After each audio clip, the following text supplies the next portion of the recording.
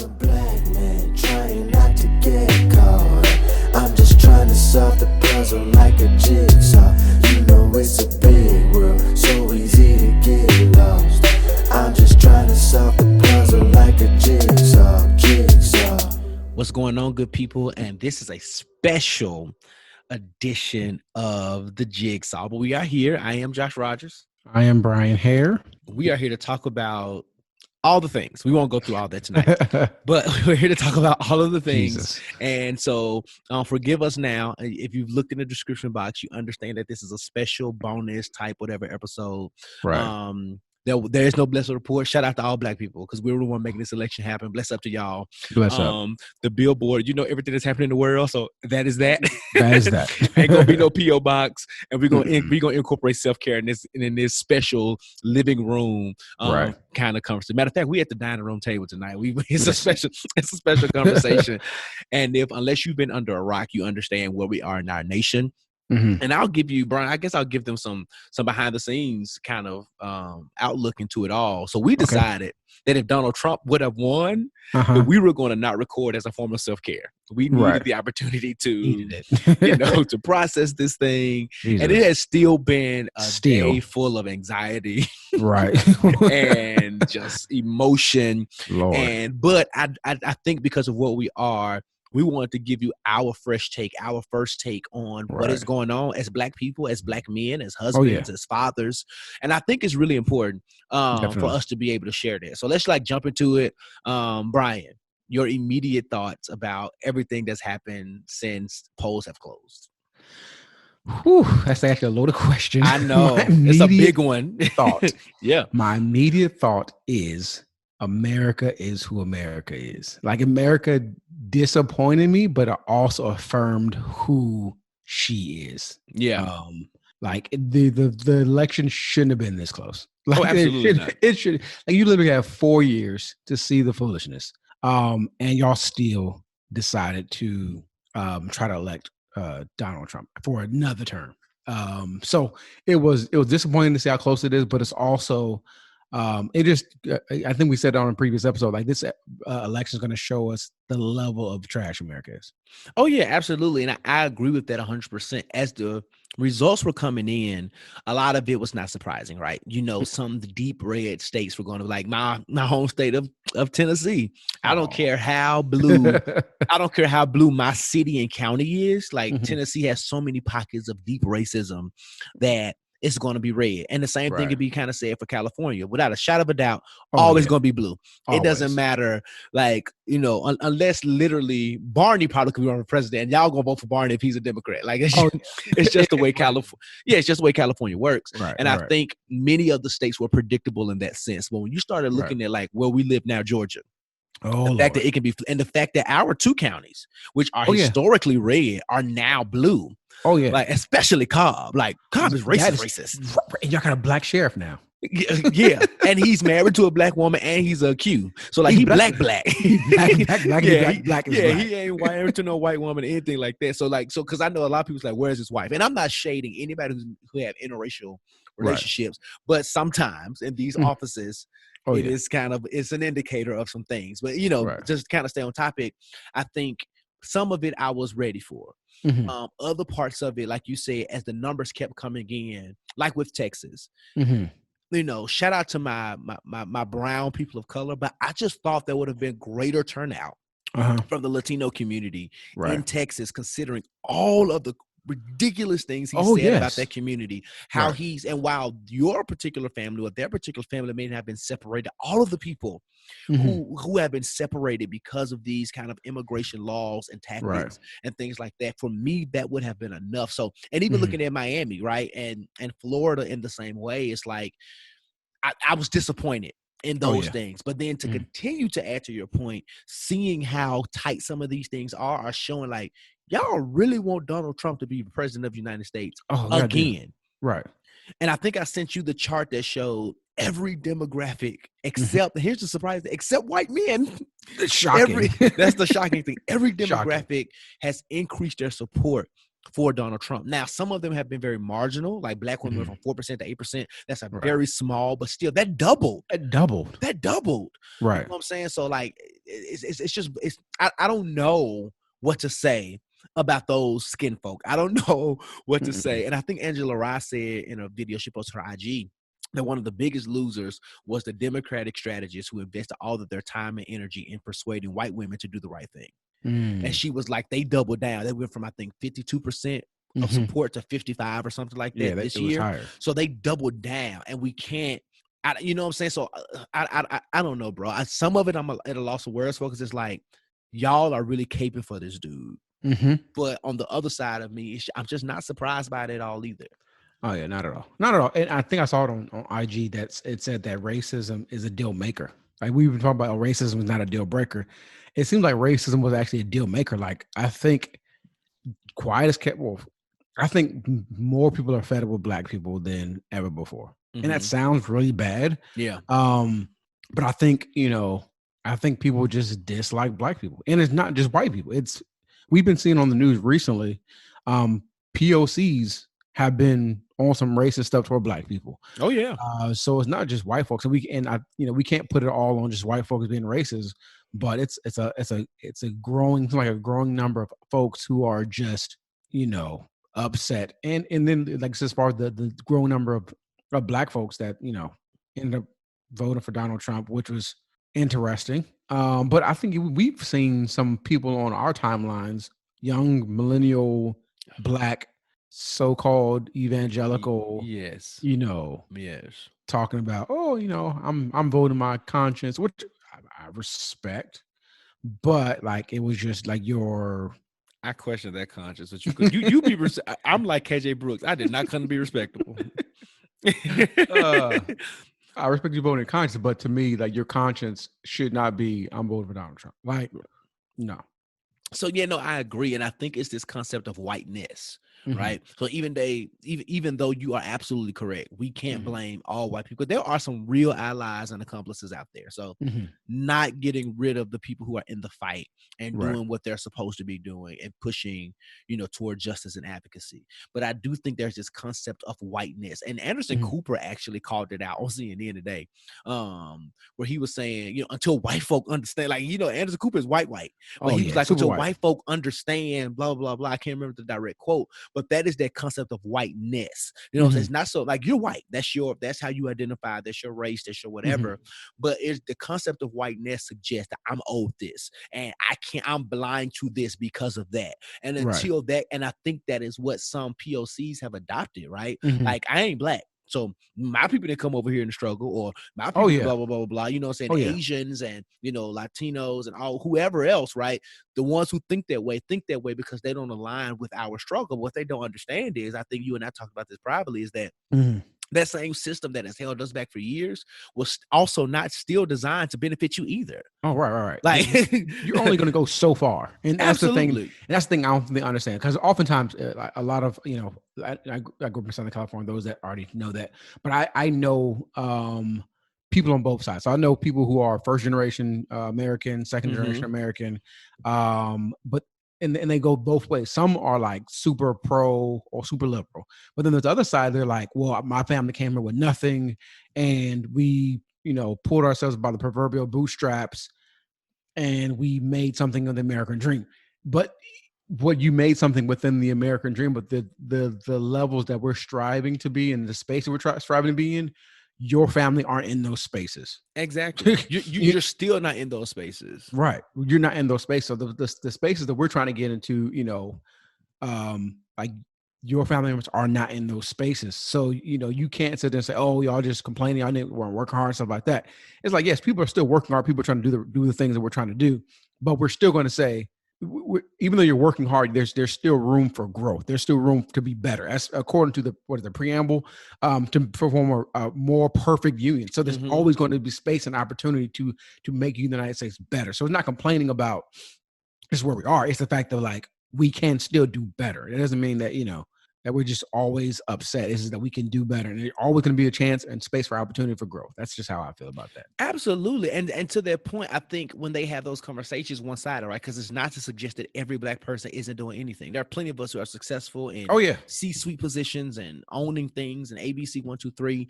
And then at the same point, to your point, Brian, the experience of a Black person is still very different than the experience of another person of color. Like, so while you may be discriminated against as well, while the system may not be designed to support you, there is a reason why our fight is a little bit louder, right? Because most of us, like you said, you've known first generation, second generations. If you go, like, most of us are 6, 7, 8 generations here. Like, our people were enslaved here in the 1800s, 1700s, 1600s, right? All those years ago. Like, you're talking about 400 some odd years. Right.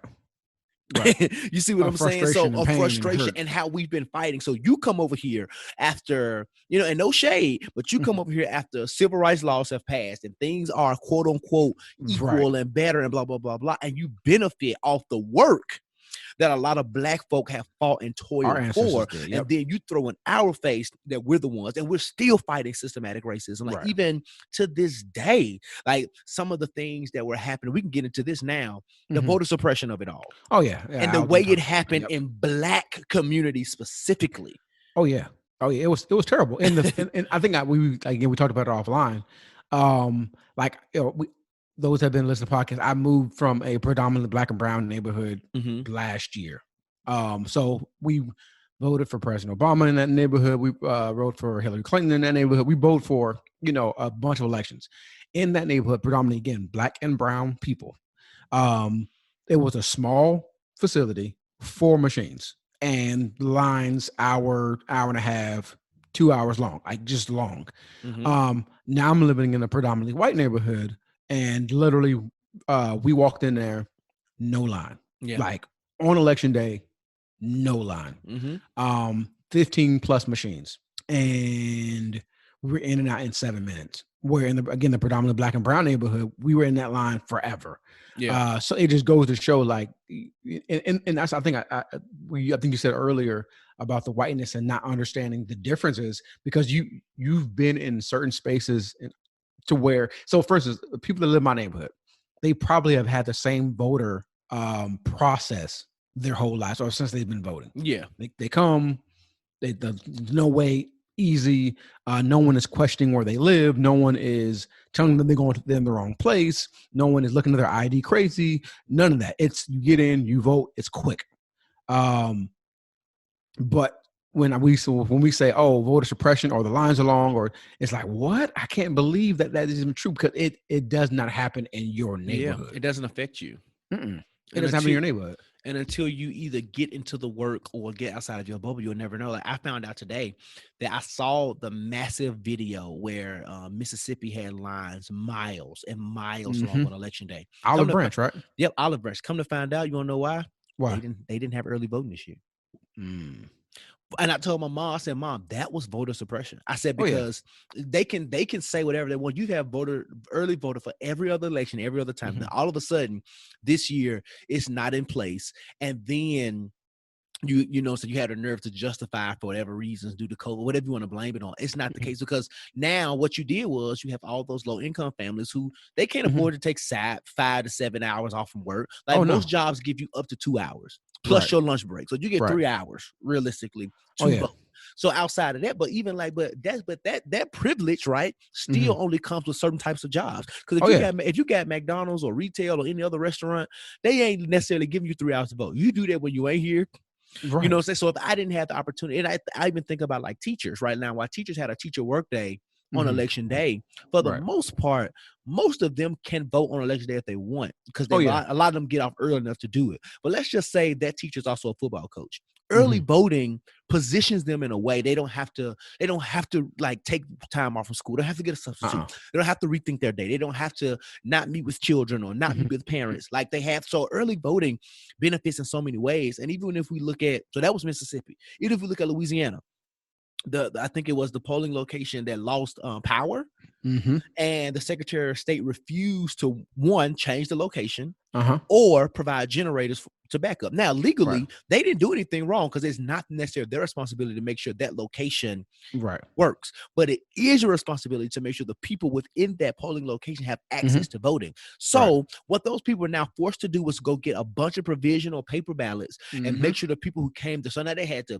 take all those ballots, go through that provisional process. And this is why, even though Louisiana is counted, this is some of the reasons why some of these states are going through what they're going through with the long, elongated counting times because of the amount of issue. I don't know if we talked about on the last show or not, but Texas, when they tried to invalidate over 126,000 votes or 60,000 votes in a predominantly black community because they did drive-in voting. They didn't do anything wrong. They just had the machines outside. You couldn't get out your car. And I even found out what made it even more honorable as an election. Let's say you and Lauren went together. If she was sitting in the driver's side, y'all would have had to get back in line, get her in the driver's seat for her to vote. Like they weren't even because it was one machine. You know what I'm saying? They weren't playing. They weren't playing. So there was no discrepancies, no foul play in that situation. And it ended up not being invalidated. But that's the thing. So right now, USPS cannot account for over 300,000 votes that miraculously went missing. And y'all had a nerve to complain about them finding these votes overnight for Biden. It's not that they found them. They're collecting them and they're counting them. Because you got to realize, you got to certify, because I've worked the polls before. You got to certify all those provisional ballots. You got to certify all those ballots that came in. Then they got to report. And a lot of times those polling locations don't close at 7. I mean, they close at 7, but they're not done. They're not done. And we don't certify votes, bro, until we're almost done cleaning up. The last time I worked a poll, and this was a slow primary, a runoff for the primaries, we closed at 7. I still didn't get home almost 10:30. Wow. And that was a slow. So imagine that location yesterday. Right. And y'all complaining about counting and things like that. So I think what's crazy is a number of things. The crazy thing is that so many people voted for Trump. Right. Just off GP, like y'all just voted. The second thing is that there is so much voter suppression and this weird kind of, again, quote now Queen KJ Brooks, y'all weird. Just weird kind of support from POCs, when supporting Trump really doesn't benefit you that well. And then like one of the final things that I see that's kind of frustrating among it all is this level of immaturity that the Republican Party is showing right now. Lawsuits. Like y'all standing outside the arena in Detroit telling them to stop the count, stop the vote. What will that do? Like you want them to stop counting votes. Like, and the funny thing is, I know we talked about it before. Like, this is the same thing that happened in 2000, but in Florida. But now it's happening in other places, in multiple states. Yeah. So it's crazy. So okay. So we kind of talked about that. So here we are, as we're recording. Yes. We don't. There's several states out there that I believe that are still waiting to be called. So depending on when you listen to this is happening right now on the November 4th. Biden has 253 electoral votes and Trump has 213. Of course, we all know there's 270 to win. Outstanding is Georgia, Nevada, Arizona, Alaska, which is, I don't even know why that's still outstanding, Pennsylvania, and North Carolina. I think those are and is that Maine still up there kind of light blue? Maine. Well, Maine, they have different districts. So one of the districts. So technically 7 states, but we know Maine is pretty much going to go blue. We know that Alaska's going to go red. Pennsylvania and North Carolina are probably going to go red, but they're still toss-ups. It is this Georgia that's really, and Arizona and Nevada, unless something crazy happens, are probably going to go to Biden. Now, if that happens, the election is over. Oh, yeah. If he gets both of those, it's over. The real interesting thing is that if Georgia finishes before Nevada does. Yeah. And if Biden wins Georgia, there's literally no pathway for Donald Trump to win. Even though Biden could get Georgia and still not have 270, what will make him the winner in everybody's mind is that Donald Trump they've been talking about that. That's the beautiful thing that I've heard. They've been talking about this concept of a pathway. There's no pathway. He could win. He can win Pennsylvania and North Carolina, and it will still not be enough. And Alaska, and it will still not be enough because there's very little chance that Arizona and Nevada are going to go in Trump's direction. Right. So if Georgia flips blue, which is so close, that's crazy right now. It's literally They're at 49. Biden has 49% of the vote. Trump has 49.7. It is like super marginal. And they have enough. And here's the thing. There's enough votes in Black, predominantly Democratic district that can change literally in the next two to 5 minutes, depending on how they report these things. Oh yeah, and I'm looking at one of the places right now. I want to say, and I think the count is probably like 30,000 votes. The difference, and you still got a good amount of people that still votes that need to be counted. So and I'm looking at 49.7 for Trump, 49% for Biden. Yeah. It literally could be one of those things where if it flips, Trump could lose by like 200 votes, which is enough. And my dad used to always tell me when I was growing up, it only take 1 point to lose. So listen, and it's highly likely. And the interesting thing is, it will be so crazy because, like, we had a gubernatorial race with Stacey Abrams, and she lost by a close margin. Margin. And that was with the voter suppression. You know what I mean? So like, Georgia is one of those. I think I said it on social media today. Like, Georgia's going to be Georgia. Georgia's going to be Georgia. Georgia's going to be Georgia. So it's interesting to see how this plays out. If it plays out, hopefully the way it should. I'm not saying should. Hopefully the way I would like it to. Oh yeah, that would be dope because it really clears everything and solidifies everything. Oh yeah, absolutely. I think Nevada and Arizona are going to flip. It's just the fact that Nevada is taking a little bit longer. And I think, like you said, if Georgia happens, while he still wouldn't have quite 270, like, it will solidify because there is no other pathway for Donald Trump to win. Now, he's not going to concede. He's going to wait it out. However, if Georgia flips, there is no pathway for him to be successful. But think going back to Georgia being Georgia, Georgia and Biden-Harris owes this election to Black folk.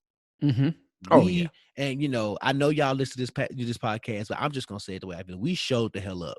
And we did what we were supposed to do. And shout out to our queen, Stacey Abrams, because a lot of her work with Fair Fight Action is the reason why Georgia is happening in the ways that it's happening. She has been out there. And this is one reason why I kind of did not want her to be a VP, because we needed her in Georgia. And right now, it is showing that her work, her legacy is being unfolded. You're literally seeing, like, I think she's going down in the arsenals of the greats like John Lewis and things like that, because if for nothing else, for this alone, she faced voter suppression, and from that space, she took on the mantle, founded an organization with grassroots, made it a national organization, and is literally changing the game and how things work in a red racist state. Atlanta may not be so racist, but Georgia is. But Georgia, right? I think that you got to understand the differences. Atlanta really ain't representative of Georgia. Oh yeah, not at all. And what's interesting, if you look at just the metro places, I don't call them metro, but the bigger cities, if you consider them in Georgia, like Savannah, and I think even Athens was, turned. Columbus, I think a lot of our so-called major places, they turned, and it was kind of dope to see. But like, going back to Stacey Abrams, like, she kind of I don't want to call it a sacrifice, but the sacrifice of her running when everyone told her that there was no way she would do it. And she almost won. And then by her losing, now she said, you know what, I'm not going to let this happen again. Like, again, let's shout out. That's kind of like a bless up to Stacey Abrams. That's bless up right there. Bless up right to Stacey Abrams, because she's really doing something here. And I definitely want to salute her for that. So what do you think, not necessarily put you on the spot, but what do you think, and you kind of maybe alluded to, what do you think is going to happen? Or where do you think we're going to go from here? So I think at first I was pessimistically optimistic. I think last night, me and you were texting back and forth, and I was just, my brother was going through. I was going through, and I was not being a butthole, but I just stopped texting him because I was like, bro, because I'm in a peaceful place right now, and you're not gonna mess up my zen, because I had already because like last 4 years ago, just to kind of take it back a little bit against the context, I stayed up until Hillary lost. So, and that was not the wee hours of the morning, but it was about 1-ish when when it was finally over. I knew, like, my political science brain, my common sense, everything told me that this isn't going to be over Tuesday night. So I went to bed about 11:30. I think shortly after your last text, I was going to bed maybe 30, 40 minutes later. So I went to bed because I just knew it wasn't gonna be over. I knew it was gonna be still. And I woke up this morning, it was still close. Like Biden was in the lead, but it was still close. And that's because there's some other states that were still in play, right? Said all that to say, as the day has progressed and as things have flipped, my pessimism has lowered and my optimism has increased. Now, the way that you said Georgia, I think America can America. So I'm not I'm not here to say. Because here's the thing, Michigan and Wisconsin flipped at the last minute. They were red for a while. I am praying does not happen, bro. And I really don't even want to put it out of my mouth. You ask me my opinion, is that Nevada and Arizona don't do what Michigan and Wisconsin did. Right. Because that narrows the pathway for Joe Biden. Because the thing of like Pennsylvania, right? Earlier today, bro, there were 1.4 million votes that needed to be counted, and the majority of them came from Philadelphia County, which is predominantly black, predominantly Democratic. So people kept asking, why is Pennsylvania still in play when he's up by 200-something odd thousand votes? Because out of 1.4 million, that is more than enough for Biden to come through. And hour by hour, bro, he's been inching into he's been inching into that lead. So once all of those votes are counted, it could turn blue. It's not likely, but it could. And I think the Democrats are putting have so many eyes on Nevada, Arizona that we don't really care about Pennsylvania right now, but it's still in play. So I say all of that to say I am about 95% confident that Trump is about to get out of office. I will say it that way. Okay. I really see Nevada and Arizona. I really see him holding on to those two because here's the thing. If he gets those two, he's at like 270, 271. It's done. Like, and Biden and Trump can win everything else that's outstanding and he still loses. Right. So I really think that lead is going to hold. I really do. I don't know a reason why it wouldn't. And with Georgia now being so close, I'm kind. That's that 95%. 5% of me is on that thing. America gonna America. Oh yeah, and you know what I'm saying. So that means they gonna do what they do, which means that there's a chance that this thing could be. We could wake up in the morning and be crying, and be messed up. And that's my first day of work. I was like, I should just start next Monday. But yeah, so I'm that.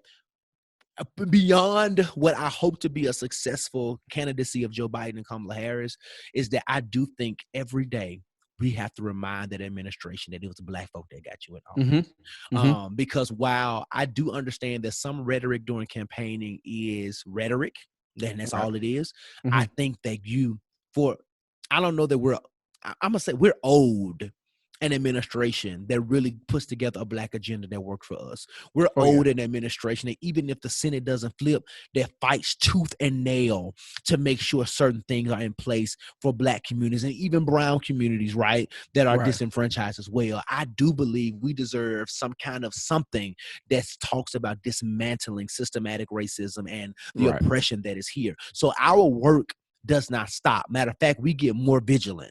Oh yeah, we get louder. We get louder and we put the fire under his tail. And Kamala, I love you, girl, but you going to have to show up.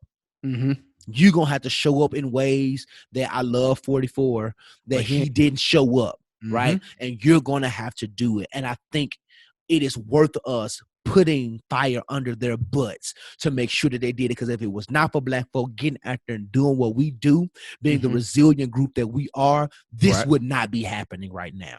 If it wasn't for Stacey Abrams, if it wasn't for like all these other kind of groups, y'all would not be experiencing what you're experiencing. This pathway would not be as clear. And it's still kind of murky, but it would not be as clear as it is now. And I think once this is all over, we got to hold them to the fire. If for no other reason, we may not have the Senate. We don't have the Supreme Court. So it's on us. We all we got. It's legit FUBU. We all we got. And we got to push it. Oh, yeah. And like I said, shout out to the black people. If you think about it, all the places, Atlanta, Philly, Detroit, that's black folk. You know what I'm saying? So it is something like it is. You definitely got to come with a what is it that we want? You know what I'm saying? Like not the thing that Ice Cube came up with. No, that didn't even address women. Listen, and he had an attitude about that. That I would have been a rant, but I'm not gonna do that. But yeah, like something that in not in dismantles white supremacy, but also kind of deal. And the thing is that what we need is something that you may not necessarily see in this particular administration. So you may be putting funding into early childhood education in certain neighborhoods and funding just colleges, like, trade schools, funding things in our neighborhoods, or revitalizing our neighborhoods or Black affordable housing, and not necessarily, dealing with, housing and stuff like that. Stuff that we need that's not necessarily what some would consider to be important.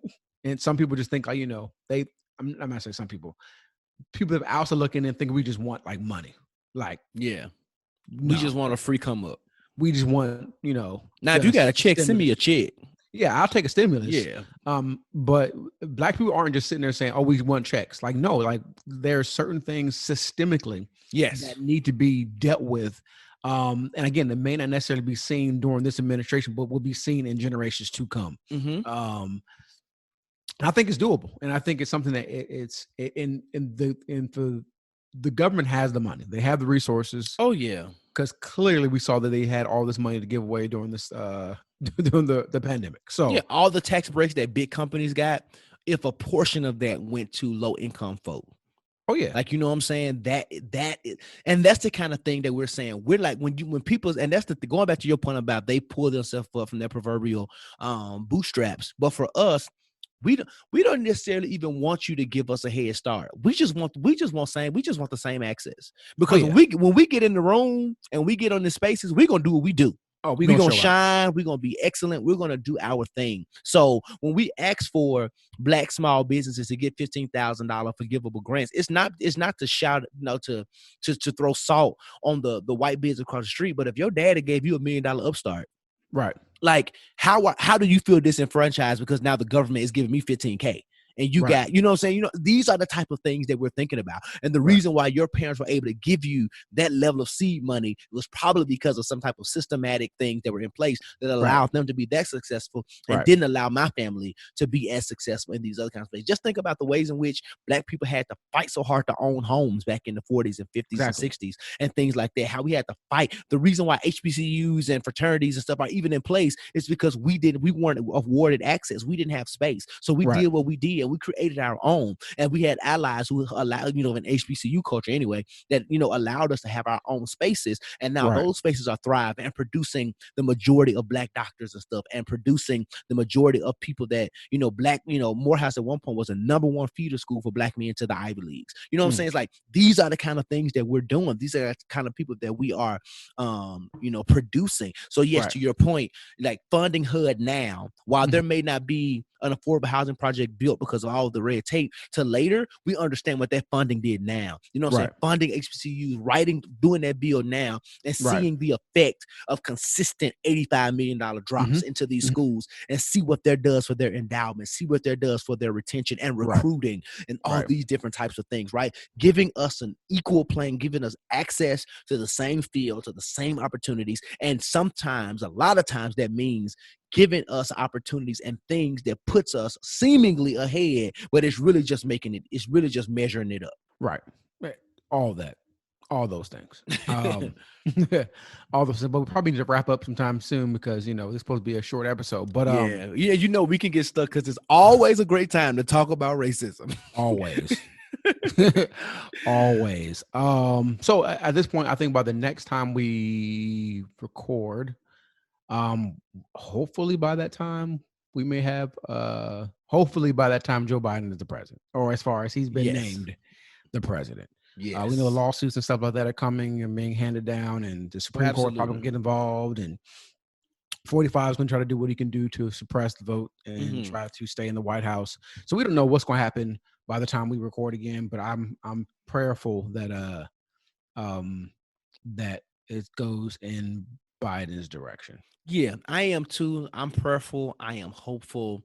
And again, thank y'all for joining. We're gonna go ahead and wrap up because we probably can just keep keep it here. We just wanted to give you like fresh insight. And I know a lot of us have been unplugging. So if you see the description and decide not to listen, and you don't listen to a lot later, we ain't even mad at that. It's all right. Not this week.